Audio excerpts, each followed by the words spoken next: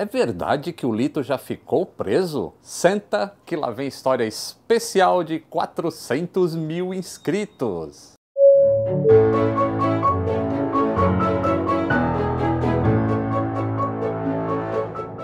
Saudações aeronáuticas. Tudo bem com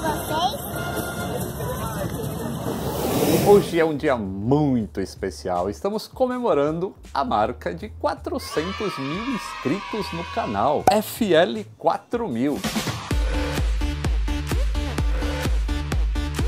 E como a marca só é atingida por causa de vocês, então a retribuição é uma palhinha de um capítulo do meu livro que vai ser lançado esse ano. Aliás, 2 palhinhas. Eu vou revelar hoje o nome do livro, Onde os Aviões Morrem. Para quem não sabe do que se trata, é o livro que conta as minhas aventuras com os Electras no continente africano. E o que eu vou contar hoje é um trechinho da chegada do nosso voo em Kinshasa, a primeira chegada. Primeiro Electra da Blue Airlines. A data era 22 de junho de 93. A gente tinha decolado de Abidjan com muito mais combustível do que o que era necessário para chegar em Kinshasa. E eu só fiquei sabendo do motivo desse excesso de combustível quando já estava em voo. O problema era que o espaço aéreo do Gabão estava fechado por causa de uma guerra civil. E sem poder sobrevoar o território para chegar em Kinshasa, o voo ia ter que fazer um desvio bem grande para não entrar no território do Gabão. Essa parte do voo inteira não tinha cobertura de radar. Então, a cada intervalo de tempo, ou melhor, a cada posição de waypoint que o avião atingia, o copiloto passava a posição para o centro de controle de tráfego aéreo. E também ele dava estimativa para o próximo waypoint. Waypoint é um ponto geográfico de latitude e longitude no globo, entendeu? No globo, com barulho de serra, tá? Mas hoje é festa, que hoje é 400 mil inscritos.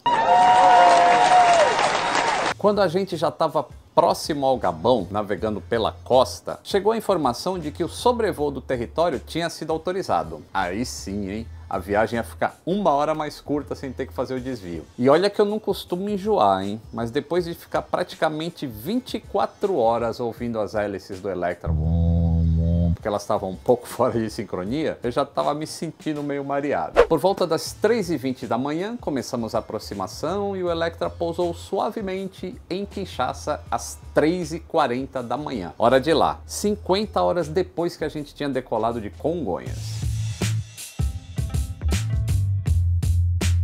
O táxi foi tranquilo e mandaram a gente seguir para um local remoto no aeroporto. Motores cortados, como não tinha força elétrica externa, ficou tudo escuro. Abri a porta principal, desci a escada e a gente ficou lá dentro do avião, porque não tinha ninguém da empresa esperando a gente chegar. O Mr. B estava impaciente. Para saber quem que é o Mr. B, só depois que o livro estiver pronto, aí você vai entender a história inteira.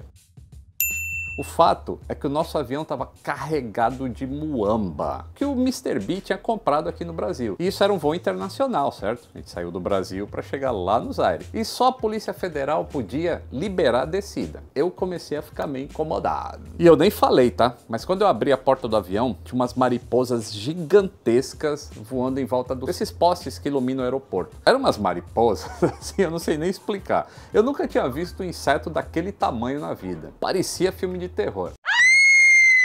Depois de muito tempo sem poder sair do avião, chegaram os policiais fardados como se eles fossem do exército. Era mais farda de militar do que de policial em si. E eles estavam armados com os fuzis. E aí pediram para todo mundo sair. Eles não falavam inglês, eles falavam um dialeto com o Mr. B. Eles queriam, na verdade, revistar tudo que tinha a bordo do avião. Fomos educadamente empurrados para fora e escoltados para uma salinha que ficava dentro assim de um negócio que a gente pode chamar de alfândega. Estávamos presos, eu, Tarcísio, que era o outro mecânico que acompanhou o voo, e mais 3 tripulantes. Nós todos estávamos de uniforme, como se fossem pilotos, porque, de acordo com o Mr. B, era a maneira mais segura de sobreviver lá naquela região. Mais de 2 horas se passaram naquela sala apertada e ninguém falava uma palavra de inglês. Os pilotos que ainda estavam voando na Varig, eles só tinham pegado uma licença e sido contratados para fazer o traslado. Eles já estavam bem irritados. E o Mr. B, que era o diretor da Blue Airlines, e que estava com a gente, né, informava com a maior tranquilidade que os policiais queriam era dinheiro para liberar a nossa entrada no país. E se o dinheiro não chegasse, aí eles iriam revistar o avião inteiro e se encontrasse muamba, ia enquadrar todo mundo como contrabandista. Olha que legal. Você a milhares de quilômetros de casa, sem comunicação, um monte de militar com fuzil perto de você e a ameaça de ser indiciado como contrabandista. Joinha. Só que o Mr. B disse também que o dono da empresa, vamos chamar ele de Dr. May, já estava a caminho e tudo ia se resolver. Lembre-se, não tinha celular nessa época. A gente só podia acreditar na palavra do B. Finalmente, às 6 horas da manhã, quase 3 horas depois que a gente tinha pousado, apareceu um baixinho assim, ó, meio mulato, meio clarinho, de cabelo encaracolado que nem o Roberto Carlos, vestindo uma roupa de pai de santo e com uma calça jeans desfiada e sandália. Tava escoltado por 2 caras também com o uniforme do exército, fuzilzão, e tava carregando uma valise preta. Era o Dr. May. Ele conversou rapidamente com a gente, cumprimentando em inglês, mas com um sotaque assim bem afrancesado. Entrou com a valise numa salinha, com mais um cara que provavelmente era o chefe da Federal. E saiu de lá depois de conversar alguns minutos, sem a valise. Tava tudo certo, fomos liberados, entramos num furgão que estava esperando lá de fora, junto com mais 2 carros que faziam a escolta desse furgão, e do furgão, né? E tinha militares do exército lá dentro. Sabe quando você começa a sentir que talvez não tivesse sido uma boa ideia ir junto com os Electras lá para o Zaire? Pois é.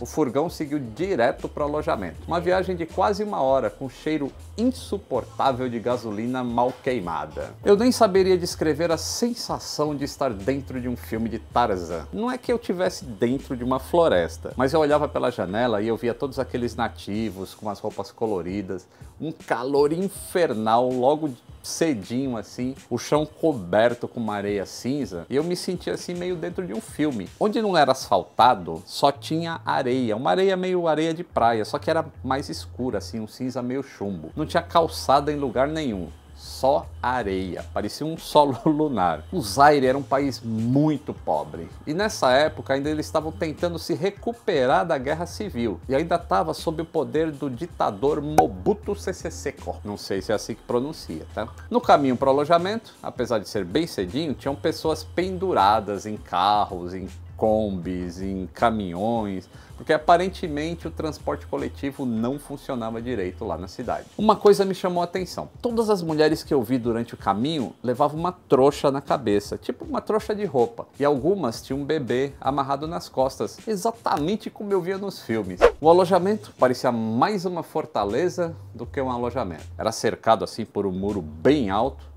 protegido pelo pessoal do próprio exército, claro, com os fuzis. Parecia assim também com um condomínio fechado de luxo, sabe? Como esses condomínios de Alphaville, só que era todo pintado de branco, o que aumentava ainda mais o contraste entre aquele espaço e a pobreza que cercava esses muros. E a nossa história no vídeo termina aqui. Acabou, pessoal! Mas vocês já perceberam que tem muita coisa para contar dessa aventura que eu passei, né? O livro vai sair este ano. Deve ser no último trimestre, porque é para vocês poderem dar de presente para as pessoas que gostam muito de aviação. Onde os aviões morrem conta tudo o que eu vivi lá com os Electras e o que aconteceu depois que eu saí também, um pedacinho da história. Mais uma vez eu quero agradecer muito por vocês fazerem parte desse canal Aviões e Músicas, que ele tá ficando tão grande assim, porque vocês são os responsáveis por isso. Vocês são demais. Espero que vocês tenham curtido essa história sem pé nem cabeça ainda, porque ela faz parte de um livro inteiro. Deixa o like, muito obrigado, grande abraço e até o próximo vídeo.